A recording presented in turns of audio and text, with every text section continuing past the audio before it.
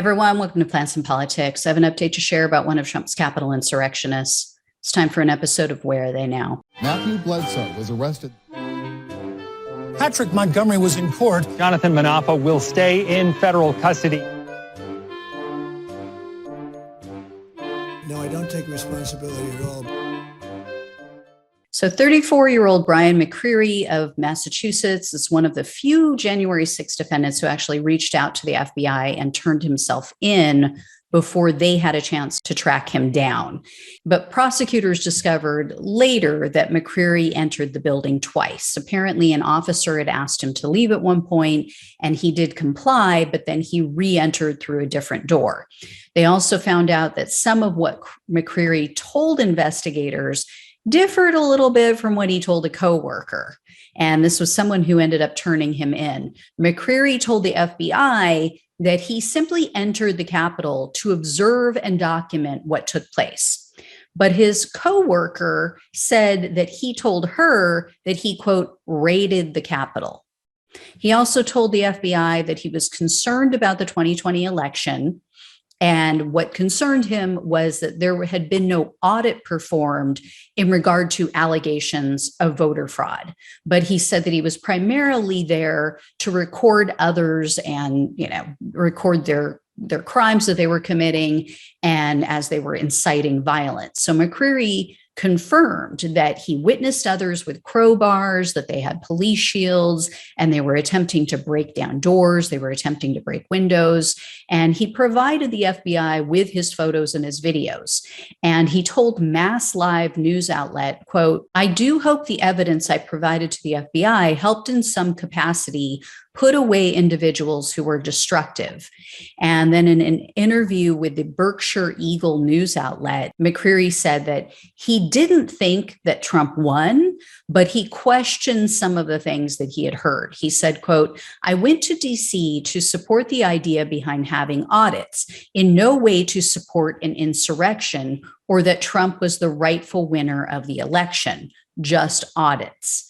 He also told reporters, quote, "I turned in what I had because it was evidence of individuals who were destructive, evidence of individuals attempting to incite others into destructive action, both inside and outside the Capitol building. It was the right thing to do." And following his arrest and then the loss of his job too, McCreary told Mass Live that his biggest concern was losing time with his daughter, who apparently is very young. And he said, quote, "The thought of losing my daughter is regularly overwhelming. I have never cried as much as I have the past weekend." So nevertheless, McCreary was arrested on February 4th of last year. He was charged with the 4 common misdemeanors as well as 1 felony.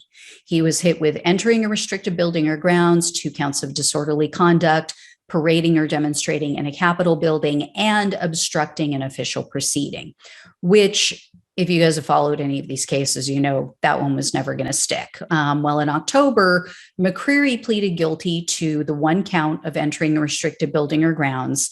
That misdemeanor comes with a maximum prison term of up to 1 year, also up to 1 year of probation, and then up to $100,000 in fines. But in light of the fact that McCreary has no criminal history, he turned himself in almost immediately, and he also assisted in the capture of other members of the mob.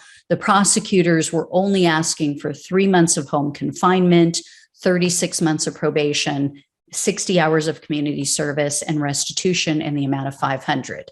So in court, McCreary told the judge that he should have known that he wasn't allowed to be in the Capitol.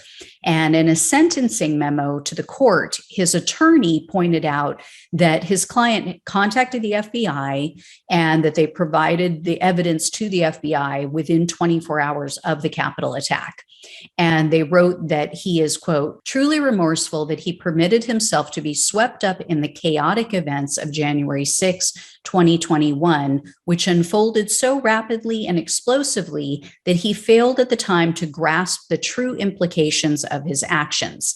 He understands well now that while his remorse may mitigate, it cannot excuse his actions on that day."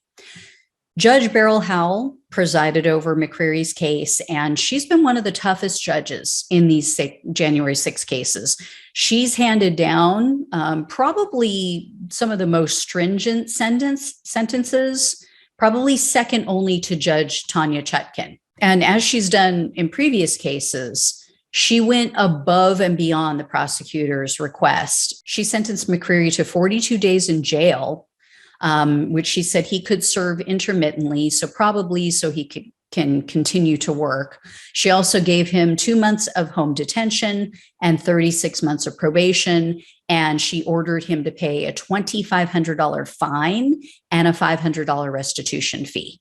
So I don't know if I agree with this one. You guys might be shocked to hear this, but I think in this one case, it may have been a bit heavy-handed. Given his level of cooperation the very next day, I think it may have been a little heavy-handed. And he appears to be someone who has character. He appears to be someone who's, not the typical January 6th defendant. The Berkshire Eagle reached out to him for comment after his sentencing.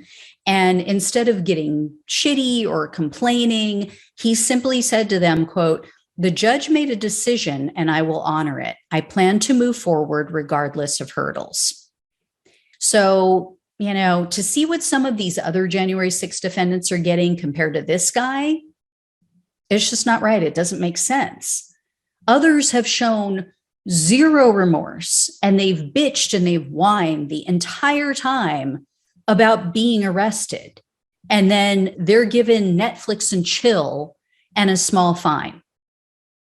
As I said the other day, just make it make sense. That's all I ask.